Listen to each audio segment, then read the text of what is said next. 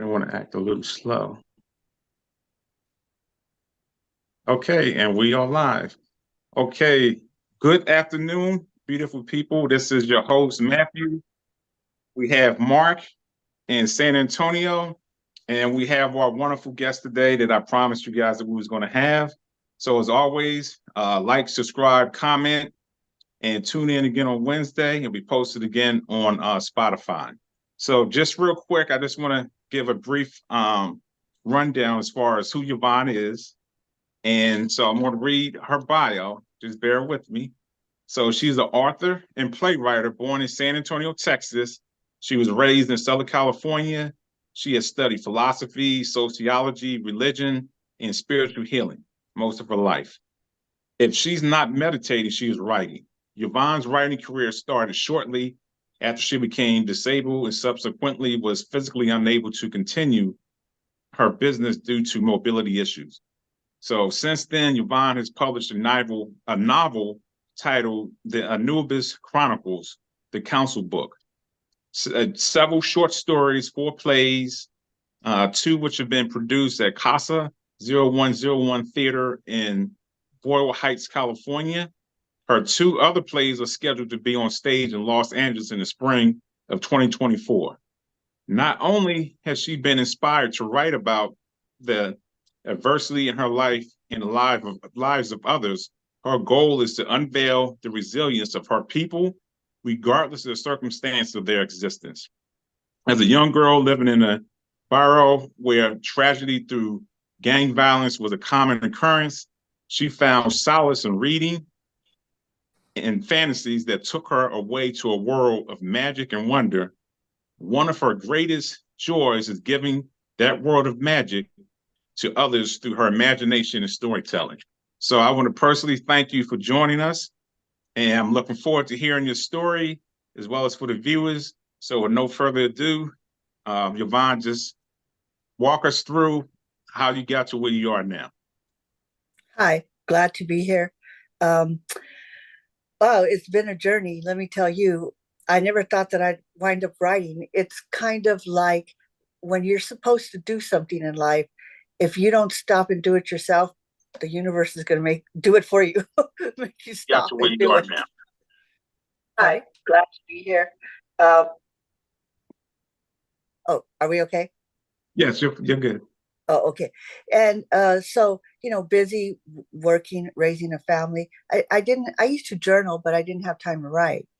But once my mobility was taken away from me, I had nothing else to do but meditate and write. And I've been, how can I say it? Directed to write certain things at certain times. And I started, like I said, writing a manuscript, trying to make everybody meditate. I wanted to do it for Latino people because I wished that I had known what I know now. I wished I knew it like 40 years ago. So I thought if I make something and put myself in there and explain how, everybody can meditate. People think they can't because they think, and this is what I thought all those years ago, and before computers, so I didn't know, is that you have to clear your mind and meditate. Well, that's almost literally impossible, especially for a beginner. Eventually you can clear your mind, but it takes a lot of practice and work. I always liken it to if you wanted to have a 6-pack and be built, could you do it 1 or 2 times and be built and have a 6-pack? No, you got to train yourself. So you have to train your mind to meditate. And it's to me, meditation is the key to life because even though my circumstances has happened that I am in constant pain and I can't walk, guess what? I found something else that brings me tremendous joy, and that's writing. And I love writing. And I always thought when I was younger, when I would see the people around me and I would see the news and I saw the way people looked at gang members and looked down on them, and I used to think, they're people. We're people, and we have a heart, a soul, a mother, a father. And quite frankly, the things that happen in gang violence, it's kind of a mini scale of what happens in the world. But Mhm. it's okay when world leaders invade other countries and kill innocent people. Look what they're doing right now. And I don't want to Yes. get political, but oh, that's okay and that's justified. But everybody looks down at it when it's in gang violence and gang activity. I'm not justifying it because I think it's all wrong. And I Right. think as a people, as a human race, we need to get to the point where men don't feel like they need to do that to each other, period, Mhm. for no reason. Anyways, I can go on a tangent on that. So eventually, I was led to write the book, The Anubis Chronicles, and I thought it was just going to be a werewolf book, but it turned out also to be a book about energy. And I think that when you're on that track, everything around you becomes that. Look at this podcast that I'm on. I love the background there. Everything in this life is energy, and the sooner Yeah. you understand that, the better you'll be. You know, People might say to me, well, if you're so good at energy, then why can't you heal yourself? Mm. The answer to that question is maybe this is what I need to do or be or feel to get Right. to where I need to be, Right. you know? And do I get sad sometimes and depressed? Yeah, like yesterday, I wanted to bring out all my Christmas stuff and it's literally impossible. So I have to hire people to do it for me. But I want to do it. It's not even that I just want to get it done. I enjoy doing it and I can't do that anymore. But Mhm. I'm grateful for what I do have. I have a clear thinking mind and I can write and I can talk. And uh, I just published a book last week, which was out of the blue. But again, I was guided to do it through meditation. I published an anthology of 24 plays of 10-minute Mhm. short plays, and they're all written by basically Chicana women. And I love it. I'm so excited about that book. And that just came out of the blue. But that's Okay. the way it works when you meditate. You get guided to do the things that you're supposed to do.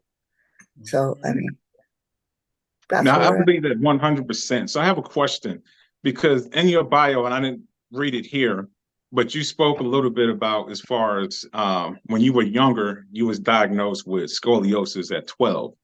And then Yeah. as you got later in life, the scoliosis got worse, and that's what led you to um, switching careers from, what you was Yeah. doing to actually being You a, know, writer. it's funny because everybody goes, oh yeah, everybody has scoliosis, everybody has scoliosis. Well, mine's is not a normal scoliosis. They found it at a school. The schools long time ago, they used to check kids, for scoliosis, and they checked me and they called my mom and told her that I need to go to the doctor because it looked like I had scoliosis. When I went to the family doctor, he was like shocked. He's like, how did I not notice this? They sent me to the children's hospital, and it turned out I had a very severe scoliosis. And I was very embarrassed when I went. I was 12 and I was barely developing. I was very, very skinny then, but I Mhm. had big breasts.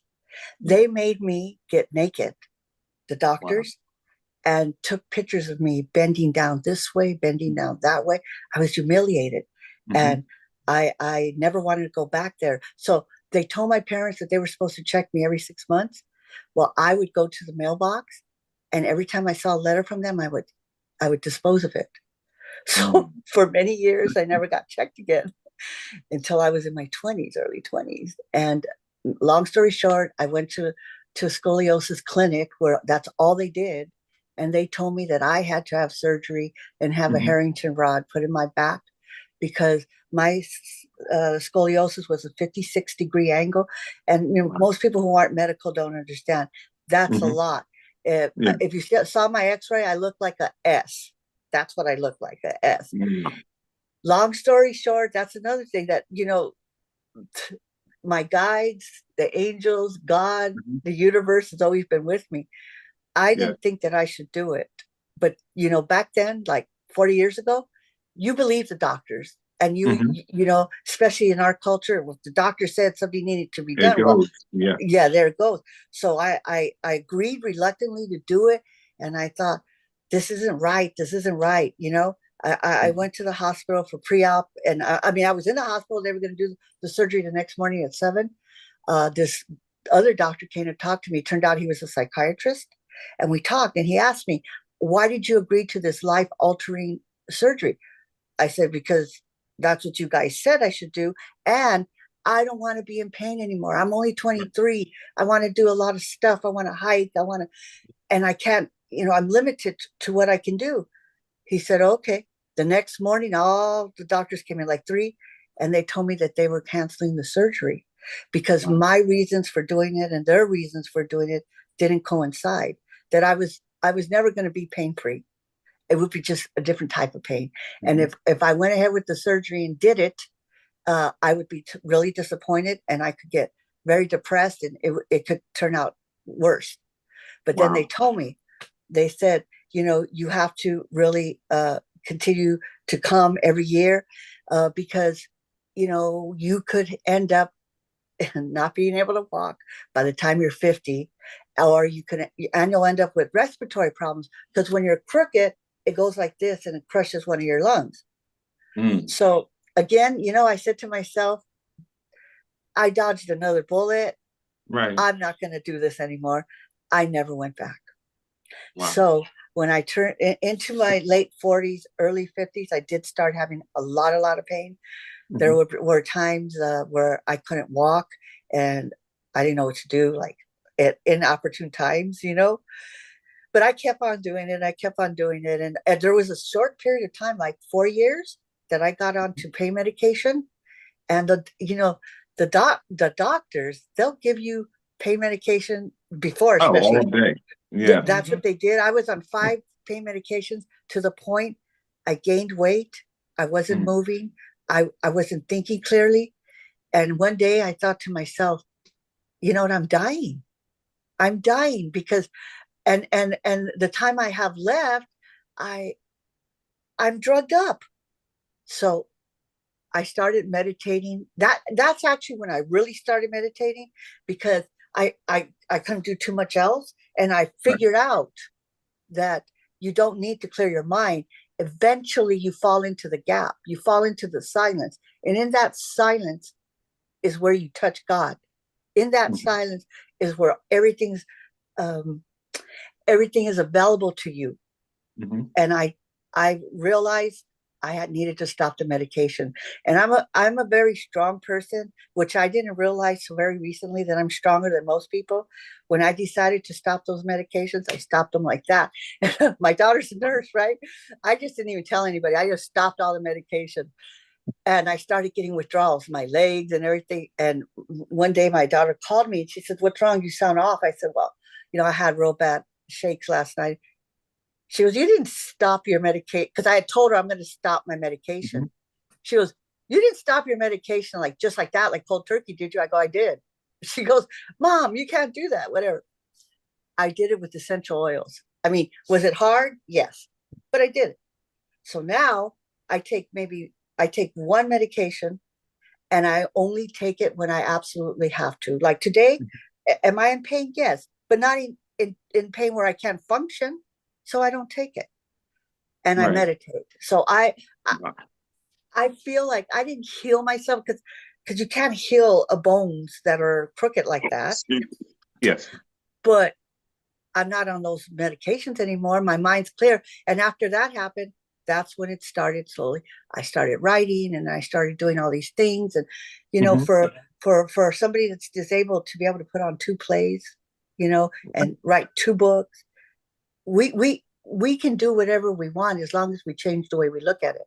Yeah, I could feel sorry for Mhm. myself. I could, because I can't do probably 90% of the things that I used to do. And it makes me sad. Sometimes I'll cry for no reason. I bet. But I do have other joys, and I intend on staying here as long as I can, at least till 88. I have a granddaughter that I love dearly. I want to see her get married. I want to see those things. So I don't care if I'm in pain, and I don't care if I can't walk. I'm here, and I Right. still have something to give. Mhm. So yeah, I think that's my whole life there. Okay. So let me ask you this. I know you mentioned meditation. So is that something you already knew about? Is it something that somebody introduced it to you, or you just like just intuition, like, I need to do something? No, So see, that, you know how to ask the right questions. That's very amazing. Okay, so back to my Vadio days when I was young. I had a brother, and you guys got to forgive me because I always cry when I talk about him. And when he was 19, he was on drugs, and he did a robbery, and he got caught, of course. Anyways, they sentenced him to jail for 20 years, and hmm, I was devastated, and I was mad at God. At the time, I was very Catholic, very, very Catholic, because that's all you were. If you were Chicana Mexican and you yeah. lived, you were Catholic. And I was very angry, and I couldn't understand. I looked around me and all the tragedy, and why? I went searching. I went searching for the answers, and I didn't get any answers from the Catholic Church or a minister Right. or the Mormons. I literally, that's when I was in my 20s, early 20s, Mhm. when I started my journey. I literally studied every religion. What Mm, happened was I went back to the Bible, and I said to myself, maybe the answers are in there, like everybody says. And I right. started reading it. And the one thing that caught my mind and didn't let me not think it was Jesus' words. And Jesus said, "You can be as I am." And Hmm. he said, "Ask and you shall receive." Right. So what I did, and I was in my 20s, you guys got to understand, this is in the early 60s. What 70s, excuse me, 70s, in the mid 70s. What I did was I prayed every night, and I Mm, said, "Show me the way. Show right. me what is right, because this is not right. Show me." Hmm. After about 3 months of doing that, one night when I went to sleep, and this is a God's honest truth, you guys can believe me or not, but it is. I saw in my mind's eye the word reincarnation, and it was in block letters, right? And I thought, reincarnation. At that time in my life, I really didn't even know what that was. I thought I Right. must have read it someplace or whatever. I ignored it. It happened every night for 2 weeks. That just Wow. that word, like that. And I thought, well, at that time, I even like looked around, and I saw that there was a movie called The Reincarnation of Audrey Rose. So I went to Hmm. go see it, and then I thought, why am I seeing that? Because I hadn't seen that movie or that word before. I Hmm. finally decided to go to the library and ask, "Are there any books on reincarnation?" And the lady looked at me like I was crazy. She said, "If they are, they'd be over there." I looked, and I didn't even know what I was looking for, because I didn't know what I was looking for. Hmm. I was about to give up. I happened to look up, and I saw this book, and it had reincarnation in block letters. And the byline was Reincarnation, the Phoenix Fire Mystery. And it was a book about that big, right? Wow. I took it, and I took it home, and I started reading it. Oh my gosh, Matthew. I could not put it down. And I Mm, cried and I cried, because in that book contained knowledge that yes. something inside me knew. I just didn't remember it. That's how I felt. I felt like I knew this stuff. I just didn't remember it. So then I went telling everybody about, we have many lives, and this is Hmm. something that we have to go through, because my father thought Bonnie's going crazy, está cyclona, because she gets upset about her brother, and everybody thought I was crazy. So Hmm. I shut my mouth, and I continued to read and study. And in all of my studying, it said you should meditate. But Hmm. back then, again, if you found somebody who could teach you, it was hundreds of dollars that I didn't have. I was a single mother living on what, $600, $500 a month. So I couldn't take classes, and I would read and I didn't understand. So for many, many years, I thought I was incapable of meditating, Right. until I couldn't do anything else. Okay. Beautiful. So Mhm. as far as you mentioned, energy. Now, for some people, that's a loaded word because so many people have different perspectives of what energy is. So again, is that something you meditated on and you just downloaded that information or something you read? Why do you No, believe everything's about energy? because everything is energy. I mean, literally everything, everything. The universe is energy. Everything's energy. And if you just try to read a little bit about energy, the first thing that you'll learn is energy cannot be destroyed. Hmm. It cannot be destroyed. Everything is energy, and like energy attracts like energy. It's not woo woo stuff. It's Hmm. physics. It's Right. physics. Energy, like energy, brings in like energy. That's why you came to me and I came to you. Like Hmm. energy brings like energy together. It was Right. something that just evolved in my writing. I didn't even know I was writing about energy until I Hmm. wrote it, you know? Hmm. And energy is okay, one would say, why, if you understand energy, why can't you fix yourself? And I'll tell you why. First of all, the energy that we create in ourselves when we're growing up, I create it, but I think it's even bigger than that. But let's for 1 second just talk about this life, okay? Right. This life. I created the energy of pain and illness because I Mm-hmm. was a middle child and never got attention. The only Mm-hmm. time I got attention was when I was sick. That's it. Yeah. Ah. So I created that energy around me my whole life.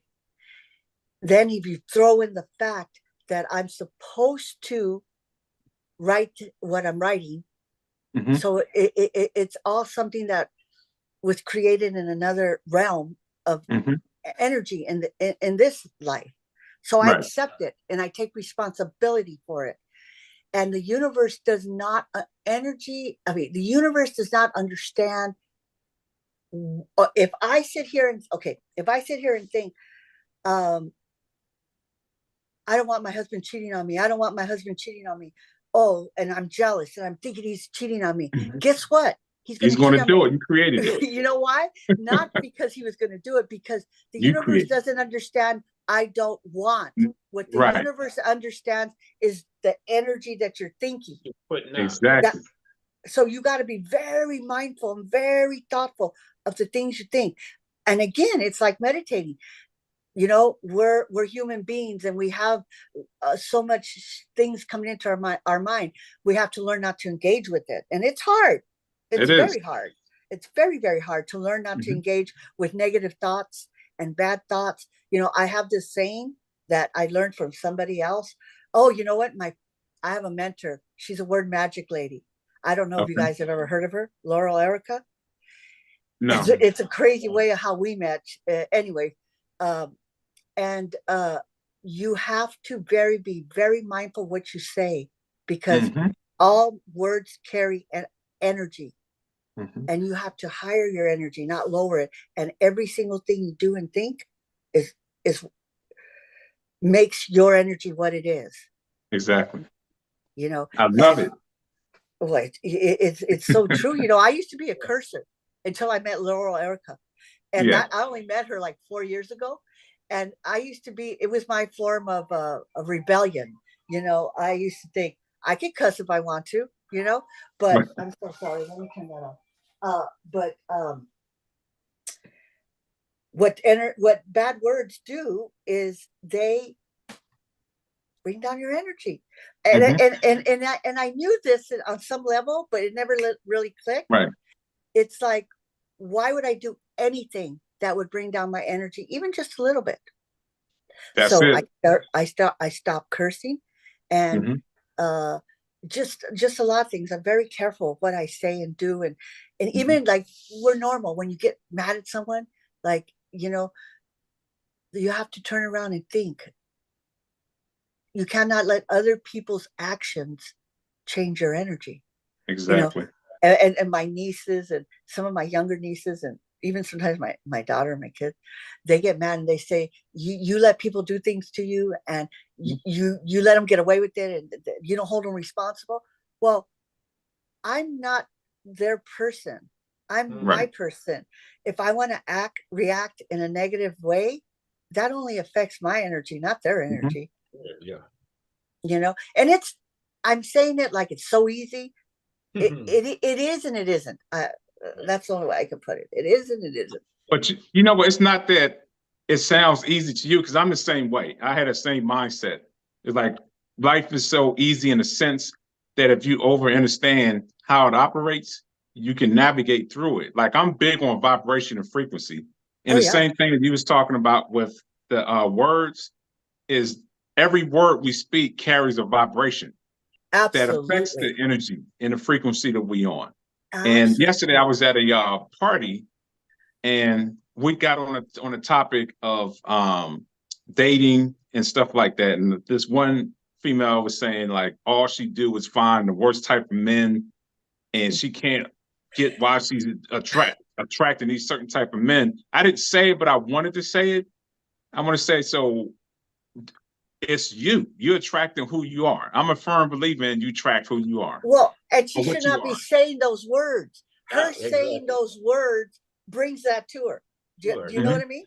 It's Yeah. oh, that's what I started to say. The universe doesn't know I want, I don't want, yes or no. Hmm. It just knows frequency.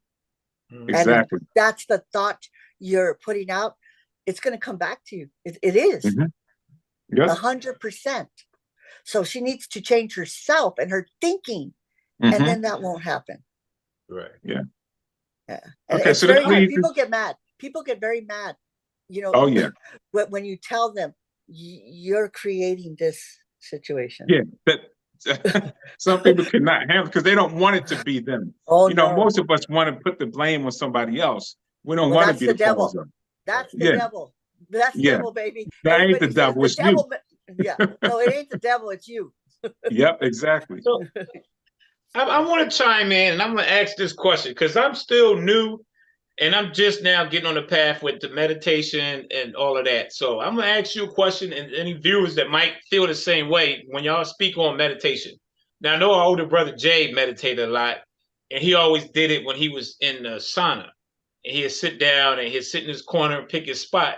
So the question I'm asking, and I'm not asking as if you have had an answer for everybody, but it's more like a recommendation. What would be the best time, if it is the best time, to meditate? And when would you do that? Like, is it any time of day where you have free time and you feel like you at your most worst, you're negative, and you feel like you need to take that time out and to meditate to get able to be focused and bring that energy. So the question I'm asking is there a right time if it is? If that, makes any sense. Oh no, it makes a lot of sense. And for everybody it's different, but like say Right. for me example, what I like to do, and I don't always do it at that particular time. I'm an early person, so I wake up 5:36. I like to Right. meditate first thing because it sets me straight.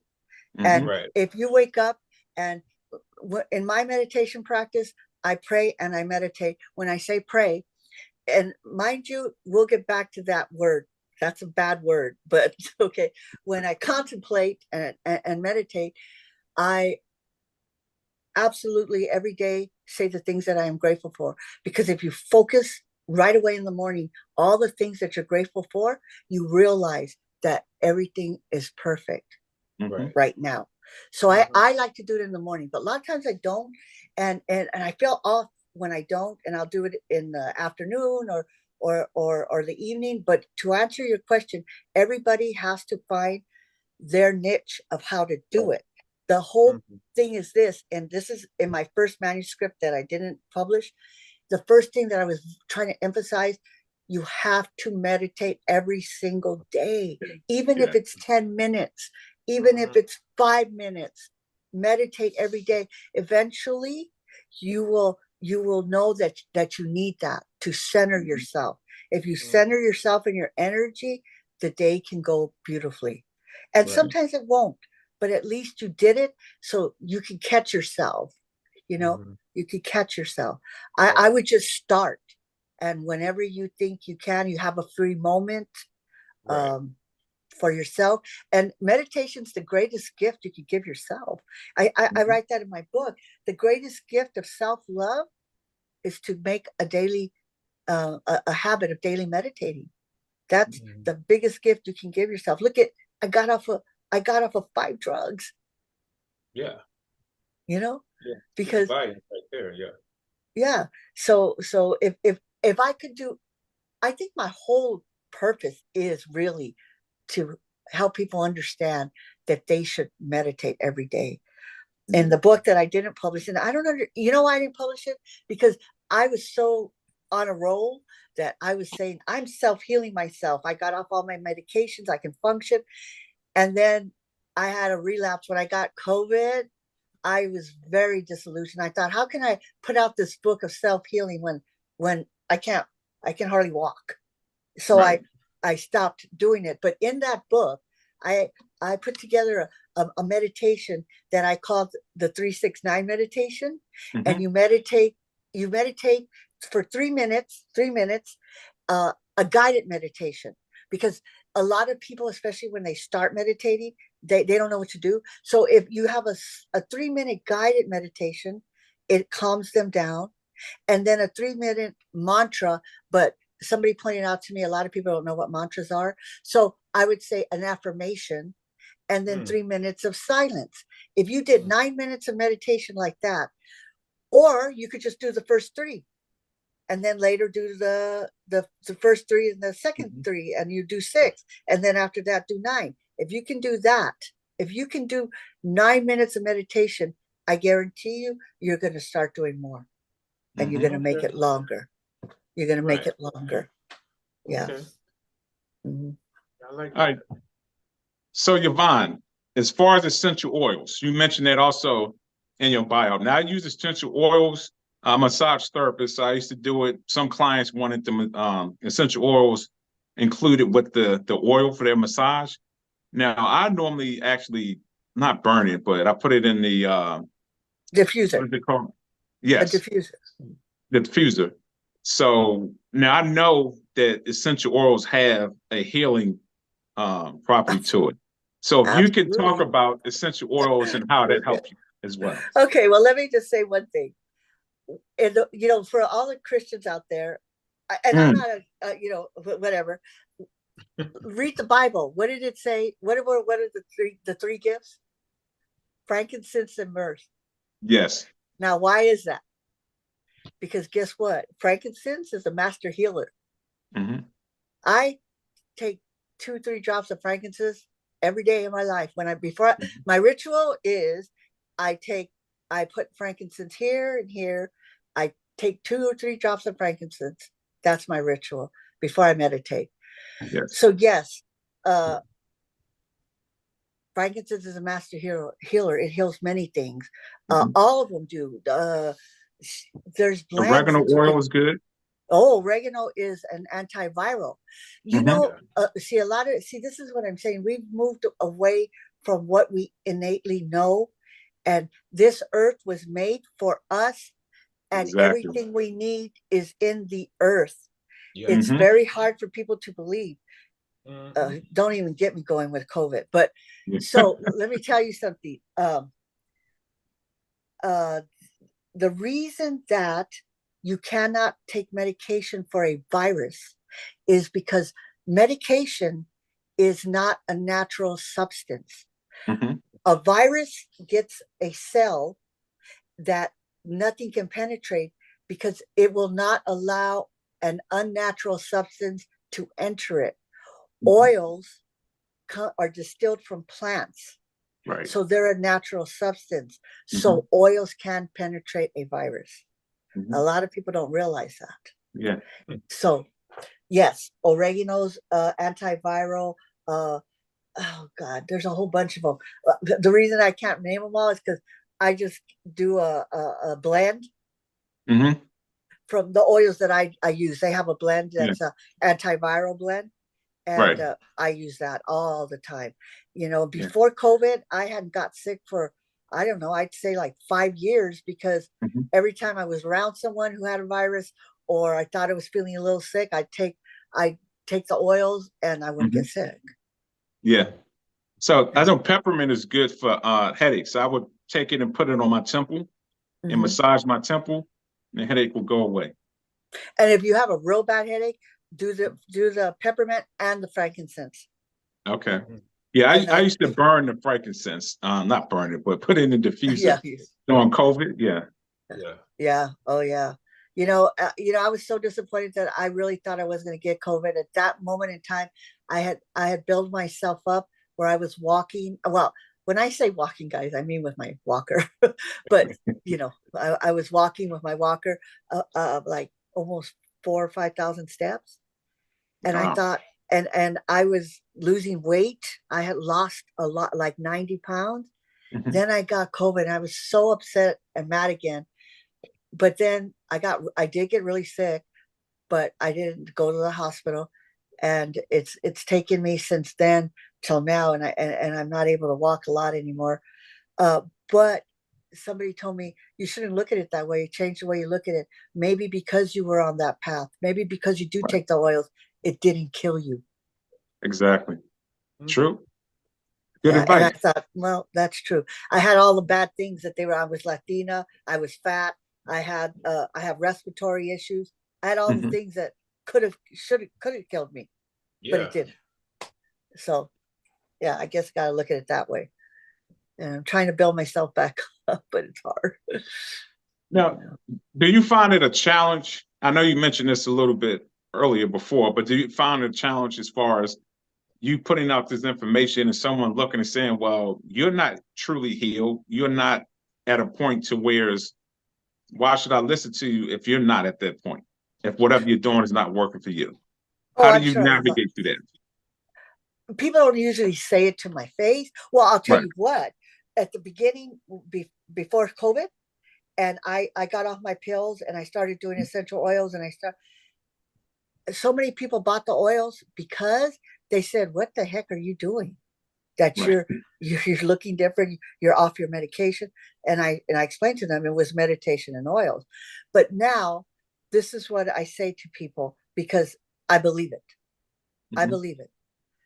I am successfully happy. There you I go. am happy. So I might be fat.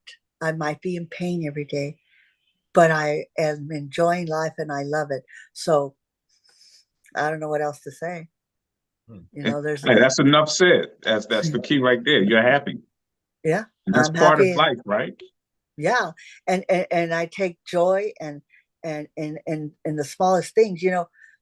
Losing mobility and being in pain teaches you something. It Mhm. teaches you to to be grateful for your other things. It teaches me that I'm grateful that I can see. I'm Mhm. grateful that I can hear. I'm grateful that I can talk. I'm Right. grateful that I wake up every morning and my mind is clear. Right. Mhm. I have all those other things. There's people who don't have those things. Right. Right. No pizza at all. I have a beautiful place, a home. I have beautiful children. Everybody's healthy. Oh my gosh, I have so many things to be happy and grateful for.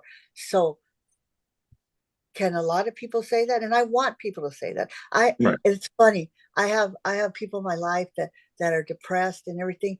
And I want to say to them, meditate. That will help your depression, but people get very offended. They do. They do. Yeah. Yeah. You know what I believe so? It's because it's not tangible.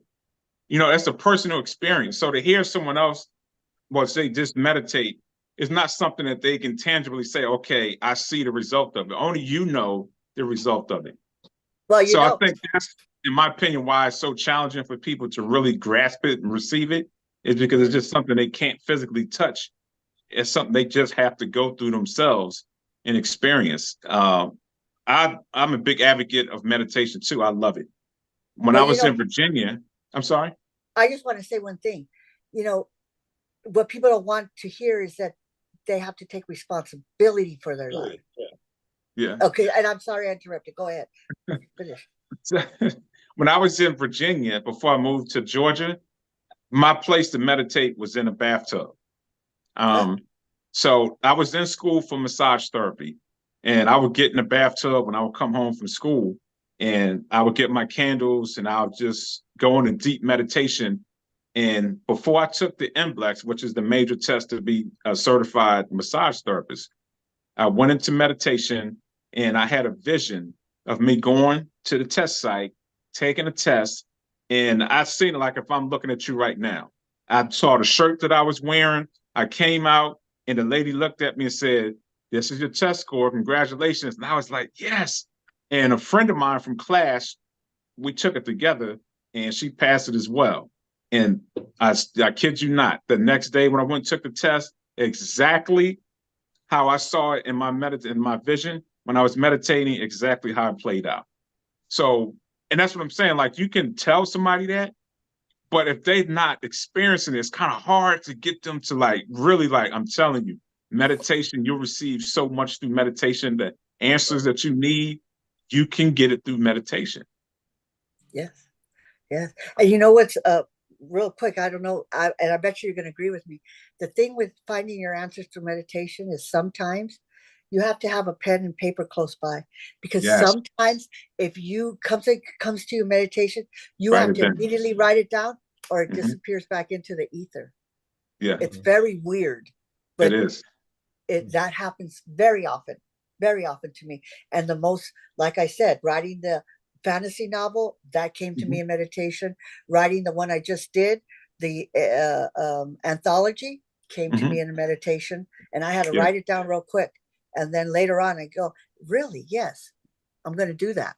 You know, right. it's almost, I don't even know how to explain it. It's almost like everything that is and was and going to be is really all together, and all you have to do is access it. I don't know.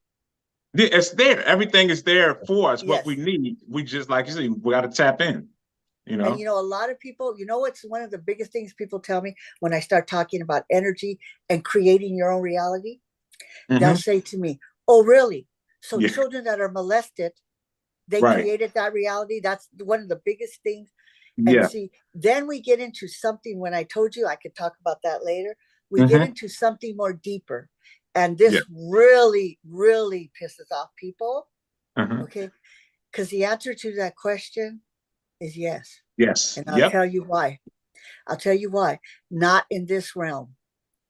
Hmm. They did not agree to do that and want that in this realm. But on some other realm, just like in some other realm, I Right. agreed to come into this body and suffer the pain that I'm suffering for a purpose. If it's Yeah. for learning, maybe it's for Hmm. learning, maybe it's for understanding, maybe it's to help the world light. Well, exactly. Right now we're at a time that's very scary and very, very like, all Hmm. these things we're finding out about people doing and people in power and everything.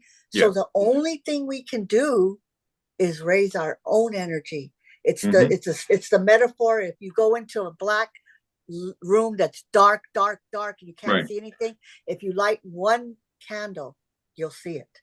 Hmm. Then another candle, you'll see it. And then Yeah. by the time 100 people are lighting their candle, it's not darkness anymore. Exactly. So that's what we're here for, and that's Hmm. what you're here for. That's what I'm here for. That's what your brother's here for. Is maybe this podcast, 90% of people say she's full of shit. I don't believe anything she's saying. But what happens if maybe one person says, Unbelievable. You know what? Exactly. I'm sorry, Yvonne. I hate to interrupt you, but no, I love the fact that everything you're saying is almost, I promise you, word for word, the same way I believe in things that I've said. Um, and that's how I know, like when I first started doing the guests and stuff like that, I didn't like um have like a method to it. I was just reading through and the name just stuck out to me. So your name, first thing I saw was your name, then I read your bio, and I was like, okay, this is somebody I definitely want to have on the show. So every guest that I've had so far that we had has lined up as far as the message that I want to get out and the mindset that I have, as far as getting out that, you know, life is about not just the material things. And I was telling the people yesterday, it's about ascending to your higher self. And kind of going to what you was talking about, you're the one person I actually talked to. Now I've read this, but I never talked to somebody that actually kind of believe that our higher selves, there is a place to where we actually plan out, okay, I want to go as Matthew. These are the things I actually want to encounter during my lifetime. So I can be an example for whatever purpose I have as I ascend to my higher self. Right. And let me tell you, the more lives we have, how would I know what it's like to be a fat, pain riddled Mexican girl if I never lived it? How would you know what it's like to be a Black man in this time if you never lived it? Exactly. How would you know? How would we know? How would you know what it's like to be a woman or a man or a gay person or a transgender person? All of us chose these paths for our own self-enlightenment and the enlightenment of others. I believe that. I believe it because when I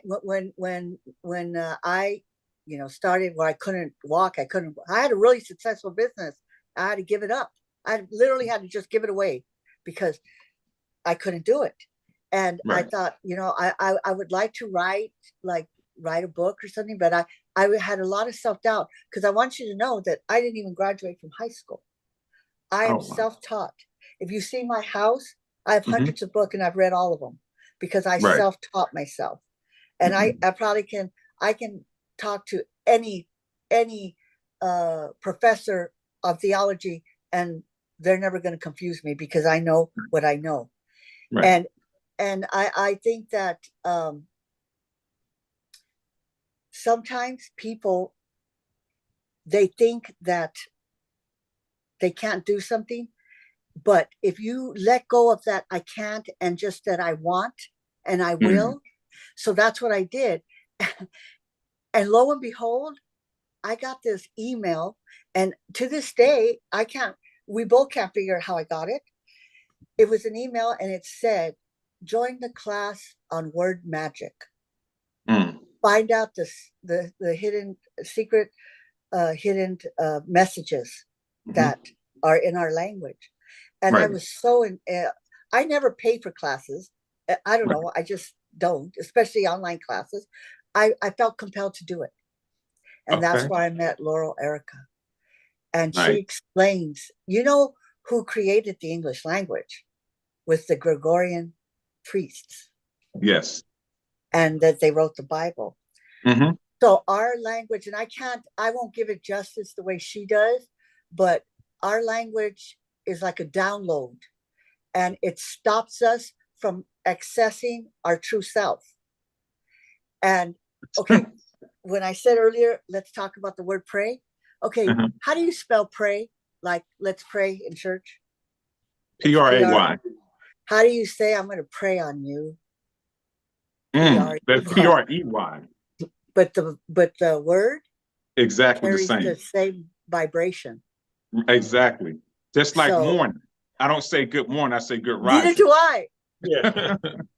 Yeah, because why are you wishing me to have a good morning? Who am I mourning? Exactly. And why is it that the days of the week make you tired at the end of the week? They make you weak. Weekend. Yep.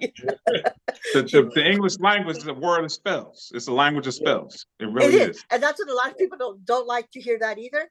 But when we speak, I don't know what everybody's inclination is, and I'm going to just say it. I believe with all my heart that Trump speaks in spells that a lot of people are unable to resist because it doesn't make any sense. And see, but words have spells. Yes. And, but I mean, not to get on the political side of it, but I think most of the presidents, I think all the presidents are hand selected. They know which ones to put in. They continue the process. And they Biden, know what Obama. To tell them, and they know what to tell them to say. Exactly. Yeah. Because it's these phrases that get people on board. Yeah. Yeah. But I have a question. You kind of answered it. So if you have someone, like you said that you had to transition from one point in your life after the injury, So if you have someone, let's say they're doing an occupation and that's not their true passion, they're doing it because it pays the bills, but they had that fear of, well, I can't stop because then what I'm going to do if I stop this and then I can't get a job to pay for, my mortgage or whatever the case is. Is there anything that you can tell that person or persons as far as how to navigate that? And you spoke on a little bit, you said, just do it, don't worry about it. But that fear is a real big thing. So what can you tell that person to probably encourage them? Okay, you can do it, but don't put so much thought into, I'm not going to be able to make it or survive. Well, again, like I say, you have a knack for asking the right question at the right time. So I'm having that situation with my son. My son used to be able to make a living. He had bought 2 homes. He was doing good, and then he got divorced, and then he found someone else. Anyways, make a long story short, now he's working a job that he makes really good money in, but he's not like he was before. Before he only worked, he only had to do his business, and he had Right. little side hustles that he could make money. And now he's like working. He told me, "Wow, mom, I'm working a lot, and it's taken away from my creativity." And this, I said, you created yourself on that spiral. And he did. I saw him doing it. He created himself in that spiral. I said, you just need to stop. He said, well, I have to pay my bills and I have 2 kids now. And da-da-da. I said, Eric, you were making a lot of money before you had that. Right. But now you're scared. I said, stop being scared. You got to stop being scared. Scared is a negative energy. Yes, it You have to is. stop being scared. And you have to, I said, I understand that you are. And I'm not telling you quit your job. I said, but change your mindset. Make that job is temporary until you get going the stuff that you want to do where you can stay home with your family and still make a living. I said, you can do it, and you can do it. Because he's like you, he's very spiritual, but he got caught up in life and Right. and this and that and thought, oh no, I got to do this. You I think that you have to decide what you really want, and then that's what you have to keep on thinking about. And don't say, I want to do it, I want, just, this is what's going to happen, and imagine it. Right. Especially if you're a meditator, imagine it. Think about, like you said, what you're going to wear. Right. Like, I often imagine myself, maybe I can walk with a cane now, and I can go up and give a speech on why I can walk now, because I meditate, on meditation. Or either that somebody asked me, hey, let's make a screenplay of your book, just, another key, the key is fear. Let go of the fear. I'm not afraid that's not going to happen, because honestly, it doesn't matter one way or another if it does. It would be nice if it does, and I would like it to, but I'm not going to oh my God, if this doesn't happen, I'm a failure. No, it's hard. And it's kind of the same way as sometimes when I see people sick, like, I want to tell them, start using the oils, and I do suggest it lightly. But if people say, oh no, my doctor, I'm under treatment, and exactly, I don't know if my doctor will let me. You cannot force somebody to see the light. No, that's true. And people get real funny about it. You get people that have cancer. If I'm not saying, and I don't know, and I hope I never have to, but change the way you eat, change, use the oils. They're natural. They're going to help your body help itself heal, but people don't want to hear a lot of, it's hard. You got to be light about it. Yeah. And that programming is something else. Yeah, it is. That programming is something else. When I found out when I was in my 20s, and I started telling my father, my brother, literally, people thought I went crazy, literally. Wow. So I shut my mouth and didn't talk about it to any of my family, any of the people around me. And the universe did send me mentors, that I became very close with. Laurel Erica is a mentor on my words and how I speak, and eventually people did start to ask me, even if it was 20 years later, one of my sisters, a cousin. So one time you said, what's up with that? Oh, did you give up on that? No, I just don't talk about it unless people ask me. Right. That's good. Mm-hmm. That's a beautiful thing. It's not on our time, so all we got to do is plant the seed. Yes, yes. If you're a seed planter, that's great. That's really great. Yeah, and it's sad because once you feel, it's kind of just like, and because you're a meditator, I know you know what I'm talking about. You can be like having your eyes closed and relaxing, but when you fall into the gap, it's quite different, and you know when you're out of it. Yes.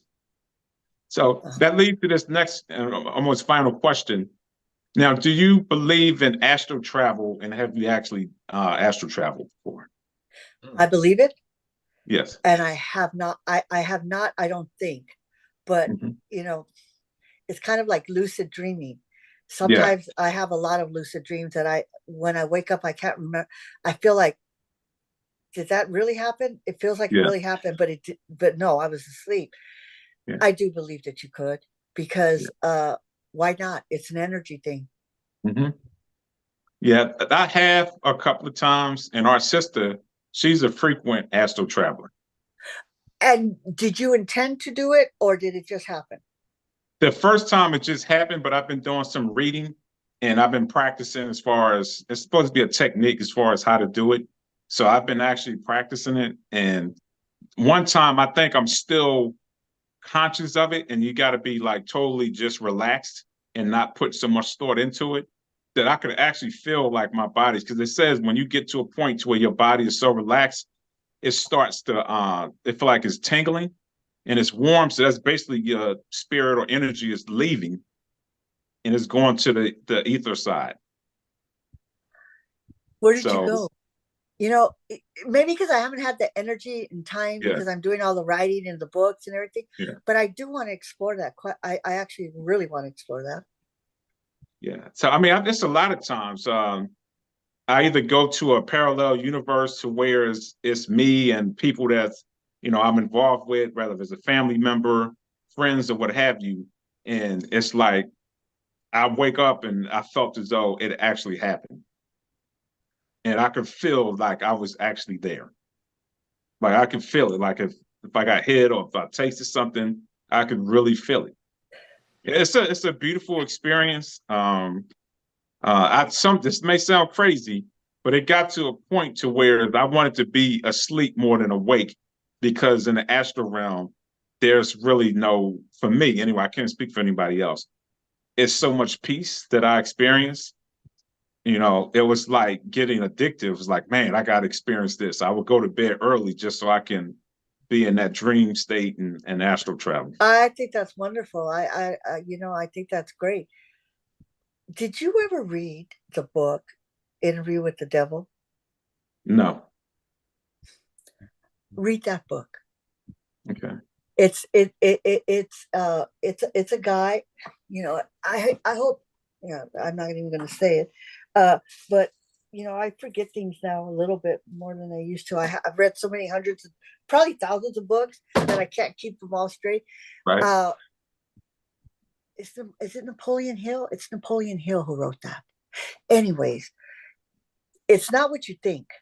But when you read it, he gave me an insight to something that I knew was there, but couldn't formulate it in my mind. And he talks about, I don't want to call them entities, because they're not really entities. They're like, we carry around us guides, so to speak, and entities, whatever you want to call it. But when you say that, people get a negative connotation about that. So I try not to use that kind of of language, but that you bring forth those with equal to your energy. There you go. and Yeah.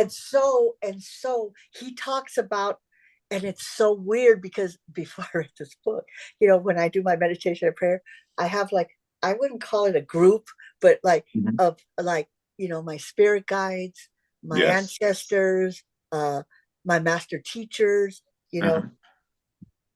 and he says that you can access Yeah. anybody, Yep.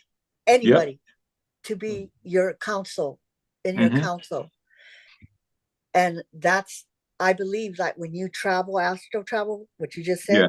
you probably go into the realm where they're readily available, Yeah. Yeah. where you can speak to them and possibly even see them, I would say. Yeah. Yeah. My sister experienced that with our mom and dad transition, our older brother. So she has not frequent, but she has quite a few of interactions with them and stuff. So I think that's but wonderful. yeah. Yeah. And you haven't been able to do that? Have an interaction Myself with and one? Mark. Yeah. No, have an Yeah, interaction. I've never had interaction with any of my mom or my dad, which is kind of interesting that she can, but I can't. I have with, other people in my family that's current, still alive, but no one that actually transitioned. You know what you should do? You write, you say you write. Maybe you do it that way. One of the plays that I wrote, uh, the theme that they wanted was speaking to are we running out of time?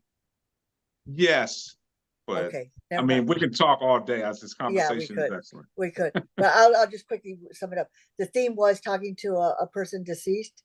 And so I meditated and wrote something after, and I had a conversation with my brother. And Mm, you should go. I'll send it to you. I really feel that that was him speaking to me. I yeah, really do. yeah. No, I had conversations with my mom when she first transitioned. She would come speak to me and say, "Don't worry about it, Matt. Everything's going to be all right." But not here recently within the last year or so. But Oh, when she first transitioned, she actually told me, "Matt, I'm about to leave. I'm going home. Don't worry about it. Everything is good." And when I went to go see her in the hospital before she left, she held my hand. She couldn't speak, but she spoke with her eyes. And then she transitioned. wow. Yeah. Yeah. I mean, that gives us some, how do you say it? Some relief, Hmm. or doesn't Yeah. make us as sad. Right. The thing that makes us sad, and I feel that I realized this a long time ago, is separation from the true Hmm. self, and the we come from a energy, and the Exactly. separation of that. Yeah. You know. Mhm. Yeah. I always say we shouldn't mourn it. We should celebrate it because if that person lived and did what they're supposed to, they're transitioning to another stage in their experience. And So maybe we they'll never stay die. there. Maybe they'll Yeah. stay there. We'll come back to this place. Yeah, exactly. I'm Mhm. Yeah. like, I don't want to come back. I want to do what I have to do now. Let me get another experience when I transition from here. Uh-huh. Well, I have to say before we close, you have you guys have a great energy. You have a great energy, Matthew. Thank you. Mhm. Thank you for having me on. I really enjoyed this talk. Oh, I It's enjoyed it. hard to talk. It's hard to talk to people like this, Yeah, it and is. I forgot that there's a lot of people listening. But it's I felt like it was just me and you and your brother talking. Yeah. Yeah. Hey, that's what it's meant to be. That's what it's meant to be. So, I loved it. I enjoyed it. It was good for me to talk to somebody and have to not have to worry about, man, this joke crazy as a bat. So Yeah, it was good to talk to somebody and we can have, dialogue back and forth. Mhm. yeah. Well, I hope we stay in touch because I really enjoyed it too. It is hard to find people to talk to like that. Yeah, I Yeah, will. So I've learned before you to. go, Mhm. if you could just let the viewers know about your upcoming book, your play you have coming out, and I think you said in In May. spring of 20, yes, May. Yeah. Okay. Well, my first book, which is the fantasy book, which if you read it, my byline really is, there's magic everywhere, and you can find universal truths in the most Mhm. unlikely places. And I think that some people will find some truth in that fantasy book, believe it or not. Although there are some, sexy scenes in there and some not too good scenes. But that's the Anubis Chronicles, the Council. And in between that and my next book, I wrote the anthology. It's called Chicanas at Play, an anthology of 10-minute plays. And there's 24 plays in there written by Chicana women of there's all subject matters. And the play will be my play called Aurora's Sacrifice. Is a true story about my aunt in the 60s having a child that she was basically forced to give up and then reuniting with him. And that's going to be playing at the Frida Kahlo Theater in Los Angeles. Awesome. Yeah. All right, Yvonne, you have an amazing afternoon. You too. Hope to speak to you soon. Me too. Yeah. All right. Bye. And what is your brother's name? Mark. Yeah. Mark. Okay, Mark. Yeah. It was nice meeting you too. Yeah, same here. I just like to sit back and listen because, like I was saying, just to close, I know we about to get off. I'm still in a transition of learning all this, so I want to be more of the spectator and learn and listen. So that's why I was more or less in the back scene right now, listening to you guys and absorbing all that. So it was wonderful experience on listening to your story, and I appreciate you. I just want to say thank you. Thank you. And I just want to say one thing to you is that one of the most important things to do if you really want to go onto that path is you have to do the inner work, slay your own dragons. Right. Yeah. Yeah. I've been told that many times now. So that's why, I'm coming forefront to it now. So this is very, very relief for me to get all this knowledge and wisdom from you guys, and the guests that Matt's been putting on here has been phenomenal. So I really appreciate this. All right. All right. See you On that guys. note, have a great Sunday. You too. Right. All right. Bye-bye. Bye-bye.